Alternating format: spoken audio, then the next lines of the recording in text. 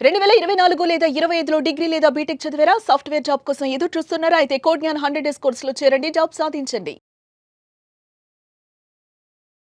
Career gap వచ్చినటువంటి వాళ్ళు ఖచ్చితంగా ఫాలో అవ్వాల్సినటువంటి రూల్స్ ఏమైనా ఉన్నాయా? హ్మ్. ఎందుకు అనంటే వాళ్ళు జాబ్ క్రాక్ చేయాలి. 100% వాళ్ళు రాణించగలగాలి. అండ్ వాళ్ళ కెరీర్‌ని మళ్ళీ బ్యాక్ తెచ్చుకోగలగాలి. యాహ్! అది ఎలా?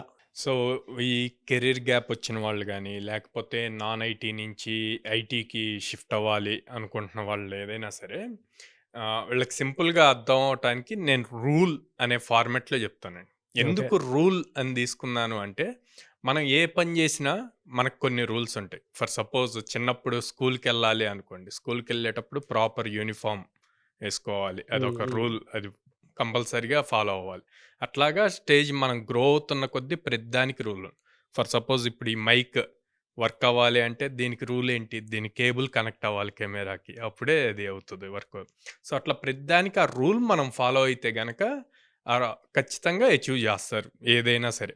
సో, అట్లాగే ఇక్కడ సింపుల్‌గా వీళ్ళ కెరీర్ గ్యాప్ వాళ్ళకి యూజ్ అవ్వటానికి, వాళ్ళకి గుర్తుండటం కోసం రూల్ అనేది తీసామన్న. రూల్ అన్నదానికి RULE. ఈ. హ్మ్. ఓకే. ఆర్ అంటే రీస్కిల్లింగ్. ఓకే.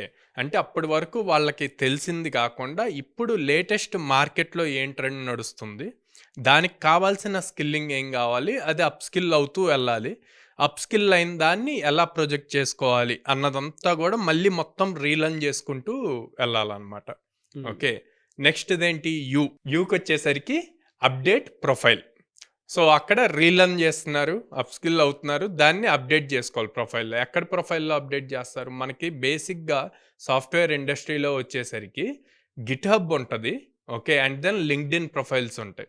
వీటిల్లో ప్రొఫెషనల్‌గా వాళ్ళకి ఏయైతే టెక్నికల్ స్టాక్ వచ్చో వాటిని ఎప్పటికప్పుడు అప్డేట్ చేసుకుంటూ ఉండాలి.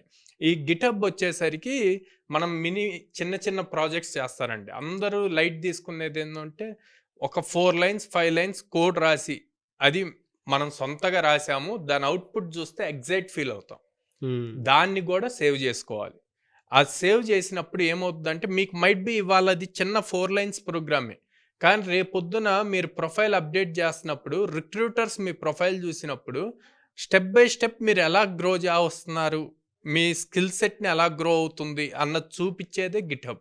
ఆ పారామీటర్స్ కూడా ఉంటాయి. ఉంటాయి. చూస్తారు. చూస్తారు. చూసినప్పుడు మీకు ఆపర్చునిటీస్ రావటానికి అవి చాలా హెల్ప్ అవుతాయి. వాళ్ళు మైట్ బీ చిన్నదే అవ్వచ్చు. కానీ మీరు కాన్సంట్రేట్ చేసి దాన్ని గూడా యూజ్ చేయండి. దానికి పెద్ద టైమ్ స్పెండ్ చేయాల్సిన అవసరం లేదు. 5-10 మినిట్స్. అట్లాగే ఎవ్రీడే లింక్డ్ఇన్‌లో గూడా మీరు నేర్చుకున్న స్కిల్ గురించి ఒక చిన్న 4 లైన్స్ ఆర్ 5 లైన్స్ కంటెంట్‌ని రాయండి. రాస్తే అది గూడా యూజ్ అవుతది మీకు ప్లేస్‌మెంట్‌కి. చాట్ జీపీటీలో నుంచి తీసి రాసినా పర్లేదు. అంటే ఆర్టిఫిషియల్‌గా ఉండకూడదండి. అదే. హ్యూమన్ రాసిన టైప్‌లో చేంజెస్ చేసుకొని చేంజెస్ రాయొచ్చు. చేసుకొని రాయొచ్చు. యాహ్! హ్మ్. అదే అప్డేట్ కోసం అని చెప్పేసి అంటే అవును. అట్‌లీస్ట్ ఏదో ఒక అప్డేట్ అయితే కనిపించాలి. అవును. చాలామంది ఏం రాయాలి, ఏం చేయాలని అనుకుంటుంటారు గానీ అసలు అంటే స్టార్ట్ నేను చేస్తేనే వెరీ సింపుల్ చెప్తానండి. రోజు మొత్తం మీద ఏదో ఒకటి మీకు యూనిక్‌గా అనిపిస్తది. దాని హ్మ్. గురించి ఒక 2 మినిట్సో, 3 మినిట్సో థింక్ జేస్తారు. మీరు మీ ఫ్రెండ్స్‌తో మాట్లాడేదైనా అవ్వచ్చు, వేరే టాపిక్స్ అయినా అవ్వచ్చు, మీరు నేర్చుకునే దాంట్లో అయినా సరే. వాటినే మీరిక్కడ ఎక్స్‌ప్రెస్ చేయండి అంతే. హ్మ్. మళ్ళీ వేరేవి ఏం అవసరం లేదు. Okay. Okay. Next L. L అంటే లెవరేజ్ నెట్వర్క్. ఫస్ట్ మీరు రూల్‌లో, ఆర్‌లో రీలెర్నింగ్ చేసుకున్నారు. కొత్తగా స్కిల్ నేర్చుకున్నారు. ఓకే. అప్డేట్ చేసుకున్నారు ప్రొఫైల్.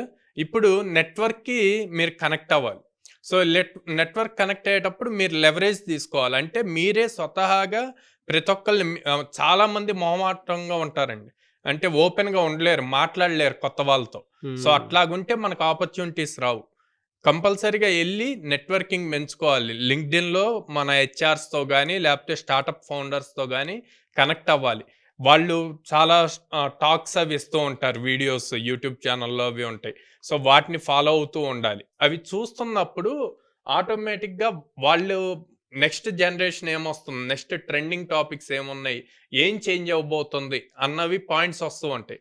వాటిని బేస్ చేసి వీళ్ళు గూడా చేంజెస్ చేసుకుంటూ, వాళ్ళతో నెట్వర్క్ పెంచుకుంటూ వన్ ఫైన్ డే సార్ నేనిట్లా ఈ స్కిల్స్ అప్‌డేట్ అయ్యాను. ఓకే. మీ దగ్గర ఏదైనా ఆపర్చునిటీ ఉంటే రిఫర్ చేయండి అని జెప్పి అడగొచ్చు.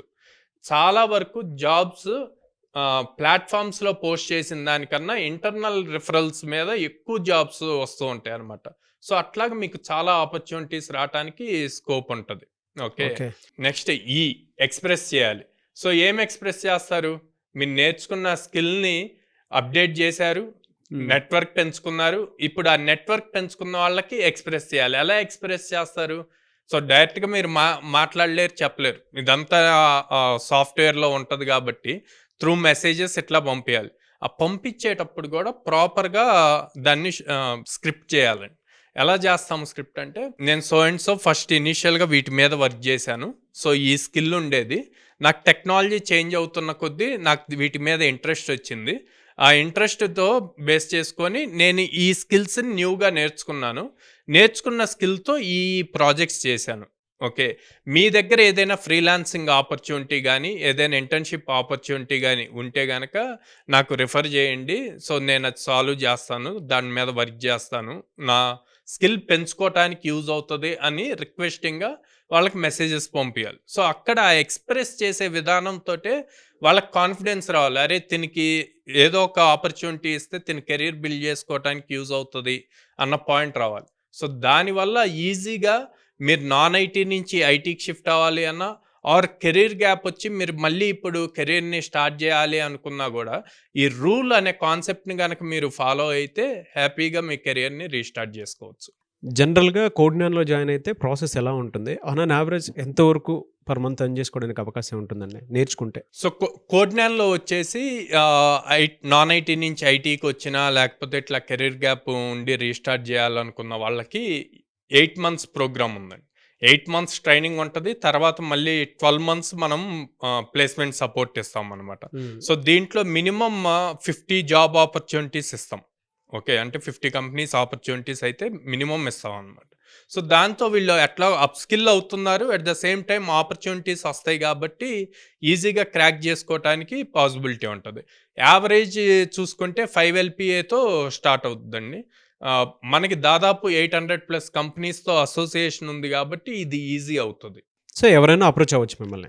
ఎవరైనా అప్రోచ్ అవ్వచ్చండి. ఎవరైనా లైక్ ఫైనాన్షియల్‌గా ఇష్యూస్ ఉండి బిలో మిడిల్ క్లాస్ నుంచి అట్లాగా ఉంటే గనక వాళ్ళకి లో కాస్ట్ ఈఎంఐ ఆప్షన్స్ గూడా ఉన్నాయన్నమాట. ఓకే.